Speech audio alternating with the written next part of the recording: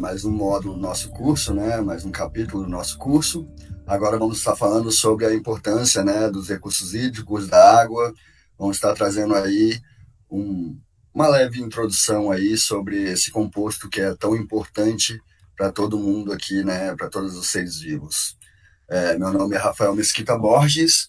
Eu sou mestre em engenheiro agrônomo e presido o ecotrabalhismo aqui no Distrito Federal. É muito fácil, de certa forma, falar sobre a importância da água, né? A água é um elemento que é muito abundante no nosso planeta, né? É um elemento que é fundamental e importantíssimo para a vida da forma como a gente conhece, e é um elemento que ele é extremamente referência, né, para grande parte das escalas que a gente usa, dos números que a gente usa, né? Por exemplo, mesmo a escala Celsius, onde o 0 graus da escala Celsius é o ponto de congelamento da água e os 100 graus da escala Celsius é o ponto de ebulição da água, né? Então, além da própria 1 quilo, um metro cúbico tem 1 tonelada, né? Mas no caso, 1 litro de água, ele tem 1 quilo de peso, né? De massa. E entre tantas coisas que a gente usa diretamente a referência ou o resultado, né? Mais ou menos apresentado pela água como um padrão, né, no mundo inteiro. E nisso, né, a própria importância da água para a vida, né, está na capacidade dela de solubilizar diversos compostos, né? E é a partir desses compostos solubilizados que a água também se torna potável, né, e também se torna também um condutor elétrico. Então, quando a gente tem a água pura, ela não é própria para consumo. A água destilada, ela não é própria para consumo. E a mesma água destilada também não conduz a eletricidade. A capacidade de condutibilidade da água destilada é muito, muito baixa. Então, normalmente, quando a gente vê aquela questão de que a água é um condutor elétrico, cuidado quando for mexer com eletricidade e tudo, se dá principalmente porque muitas vezes o próprio saldo que a gente tem no nosso suor e tudo, dá essa maior condutibilidade para a água. Como a gente já falou, né, a gente vive, mora, né, habitamos o nosso planeta azul, onde mais de 70% do planeta está coberto por água. Se a gente tem tanta abundância assim desse elemento, né, de onde teríamos algum problema, porque a gente conversa tanto sobre conservação de água, sustentabilidade, preservação das nascentes, das águas e tudo, né? Porque apesar da gente ter maior parte do nosso planeta coberto por água, né, essas águas são águas de oceanos, não são potáveis, são águas com sal, né, salinizadas. Essas mesmas águas não são muito próprias para utilização num todo, né, seja para irrigação, seja para lavagem de áreas, né, seja para diversos usos, né. O consumo mesmo humano é inviável, né, que você bebe água salgada faz você ficar com mais sede, né. Então, a gente tem, na verdade, a água potável. A nossa literatura aí, existem diversas literaturas, né, que colocam aí entre 1 a 5% de água potável, né, dessa água de todo mundo. Então, você já tem uma redução muito, muito grande, né, dessa água, que esteja própria para consumo, que esteja própria para uso no geral, né. E desse consumo de água que a gente realiza, mais da metade desse consumo, né, pelo menos apresentado pela ANA no relatório dela de 2020, mais de metade dessa água é utilizada pelo setor agropecuário, né? Seja em irrigação, seja na agroindústria, seja na criação animal, né? Então, dentro de todas essas atividades que tem um consumo de água forte, né, propriamente, a agroindústria seria o que mais, a agroindústria, né, e a produção agropecuária seria o que mais consome água que a gente tem como potável, né? O consumo urbano em si, ele fica numa média aí de 25%, né? Ou até muitas vezes menos que isso, para a questão de uso humano propriamente, né? Então, aquela história de que devemos preservar a água nos centros urbanos e tudo mais, lógico, todo mundo deve fazer a sua parte, né? Mas a gente tem que focar principalmente nos maiores consumidores, né? De um recurso para poder fazer o controle e o manejo adequado deste recurso. Então, é muito importante a gente ter consciência de onde a gente deve buscar economizar mais água, né? E de que forma, né, conseguiríamos melhores resultados frente a isso, né? Tendo em vista que a água é esse recurso hiper necessário, e também é um recurso que é escasso, né? Quantas vezes a gente já não escutou as histórias de locais que não têm água, como, por exemplo, o Nordeste, muitas comunidades na África, entre diversos outros pontos do mundo, né, que não tem esse acesso à água potável, né? Aqui no Brasil, a gente é um país que tem uma,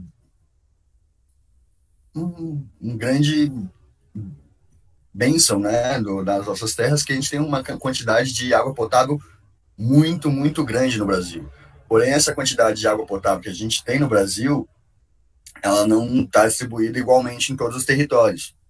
Assim como, por exemplo, nós temos as obras da transposição do Rio São Francisco, que é um rio muito caudaloso, um rio que tem capacidade de abastecimento de muitas cidades, porém ele não passa em todas as cidades, e muitas vezes não. A gente realiza, né, obras que fazem um desvio artificial, né, um desvio construído desse rio, para que a gente consiga ter água em diversos pontos do nosso país, para que a gente consiga fazer a produção agroindustrial, né, que a gente consiga sobreviver propriamente, né, tendo o consumo de água apropriado, e não ter esse consumo de água inapropriado também, né, que muitas vezes vem trazendo doenças, né, vem trazendo patógenos, né, e vem atrapalhando, né, toda a questão do desenvolvimento propriamente, né, um composto que não está na forma adequada para o seu consumo.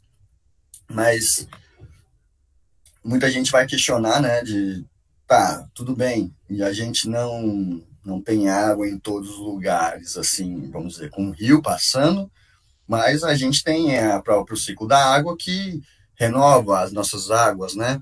Que a água vai lá, vai para o rio, vai para as árvores, evapora, vira nuvem, vira chuva, e tudo a gente pode consumir de novo, né? Mas a gente vê que não é bem assim, né? A gente tem muitos lugares que estão sendo degradados e quebrando, dificultando, minimizando, diminuindo, né, a velocidade desse próprio ciclo da água, né, seja por questões de desmatamento, seja por questões de propriamente vedação do solo, né, entre várias outras questões que a gente realiza, né, na ação antrópica, né, na ação humana, na interferência da natureza, que dessa forma a gente acaba atrapalhando esse ciclo da água que a gente já tanto conhece, né, que é tão importante e fundamental, né, caso contrário a gente conseguiria usar a água só uma vez, né, de certa forma. Então, é importantíssimo que a gente tenha esse ciclo da água, que a gente possa sempre estimular que esse ciclo esteja funcionando de uma forma boa, eficiente, entendeu? E que sustente, né, de certa forma, seja o suficiente para o consumo de toda a população mundial, né, ou dos determinados pontos em que elas estão sendo trabalhadas, né. Então, a questão do próprio ciclo da água é importante a gente ter a consciência da preservação, né, desses pontos onde o ciclo da água está acontecendo, né.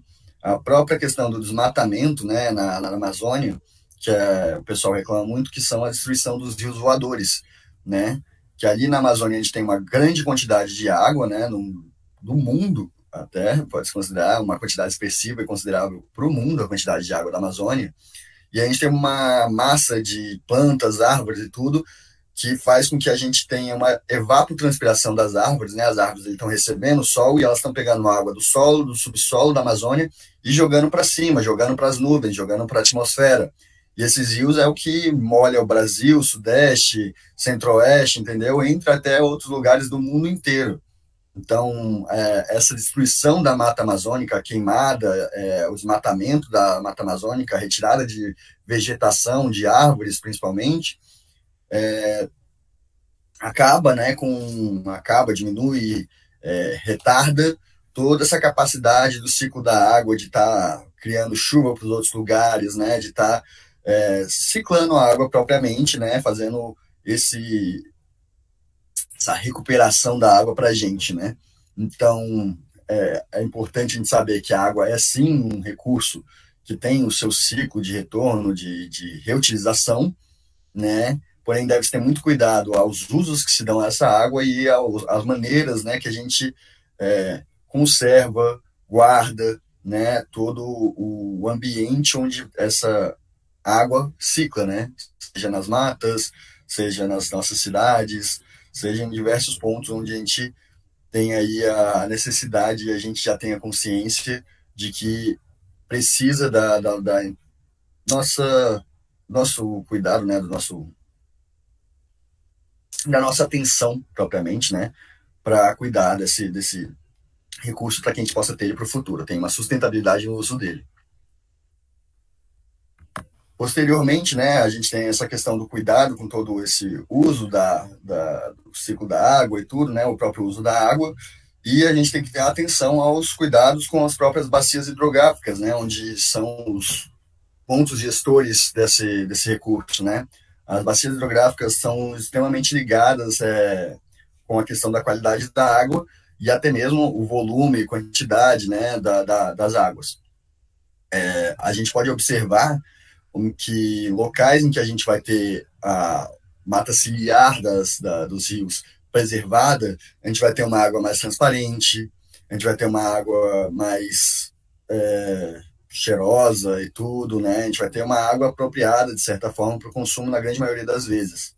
Enquanto quando a gente vai tirando a mata ciliar, vai deixando aquele rio desprotegido, a gente vai tendo uma água mais barrenta, né? Uma água que não tem aquela transparência, aquela visibilidade que a gente admira na água, né? A falta de cor, a falta de cheiro, porque ali a gente vai começar a ter processos erosivos que fazem com que os nossos rios comecem a se tornar mais rasos, menos caudalosos, além de ir degradando, levando o solo, né, dessas regiões da beira do rio, né, criando diversos barrancos, né, e locais que não são próprios até para animais estarem se aproximando da água, para estar bebendo água e tudo, além de propriamente estar matando o rio, né? Quando a gente faz isso, aos pouquinhos esse rio vai deixando de existir, né? Aquele local vai se tornando um banco de areia, né? Vai deixando de existir aquele rastro onde a água passa e tudo de certa forma vai se planificando e deixando de existir aquele rio, né? Então é importantíssima a preservação dessas matas ciliares, entre outros aspectos que a gente tem nas proteções de nascentes e tudo, para que a gente tenha propriamente a qualidade da água e a continuidade também do ciclo da água, né, e dos nossos recursos hídricos, né, de forma a ter um recurso hídrico de qualidade apropriada para consumo, né, e para uso no total, né. E esse solo também, muitas vezes, que é carreado para os rios, esse solo que é levado pelos processos erosivos, né, que acabam matando também nossos rios através desse preenchimento dele de terra, muitas vezes são solos com altíssima fertilidade, são solos já que foram tratados, né, são solos que já receberam um investimento de adubos e tudo, e esse solo acaba sendo carreado direto para os rios, que atrapalha, além dele ter essa capacidade, né, de fertilidade muito alta, que ajuda na propagação de algas, entre outros micro-organismos na água, né, muitas vezes podendo até deixar a água de uma forma tóxica, né, pelo carreamento desses compostos através do solo, né, e da água propriamente.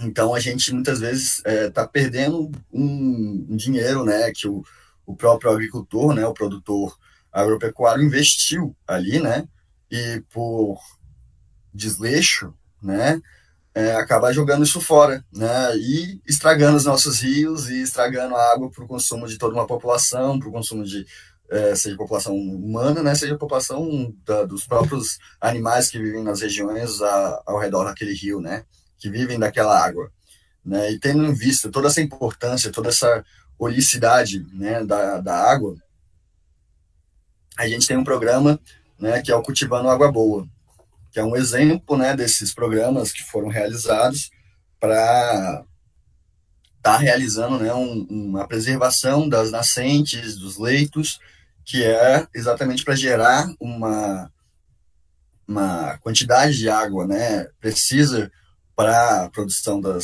hidrelétrica Itaipu, né, além de também a qualidade da água, né, porque querendo ou não, quando a gente tem ali o solo, pedaços de pau, entre outros